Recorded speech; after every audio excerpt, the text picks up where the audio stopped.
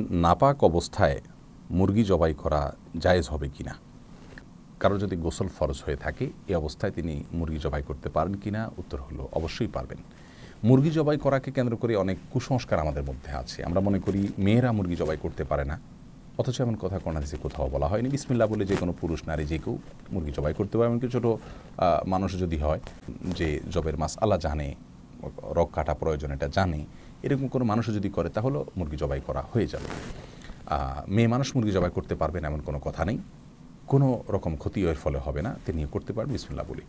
আর মুরগি জবাই করার জন্য পবিত্র থাকাও কোনো জরুরি না। অপবিত্র অবস্থায় বিনা উজদে তো করা যাবেই, এমনকি গোসল ফরজ অবস্থায়ও যদি কেউ জবাই করে তাতেও কোনো অসুবিধা নাই, সেই মুরগি খাওয়া যাবে এবং জবাই করা সম্পূর্ণ হালাল হবে। অতএব মুরগি জবাই করা বা হাঁস জবাই করা বা এই রিলেটেড যত বিষয় আছে এগুলোর সাথে পবিত্রতার সম্পর্ক আসলে নাই। বিষয়টি আমাদের নিছক কুসংস্কার, আমরা যে মনে করি অপবিত্র অবস্থায় মুরগি জবাই করা যায় না।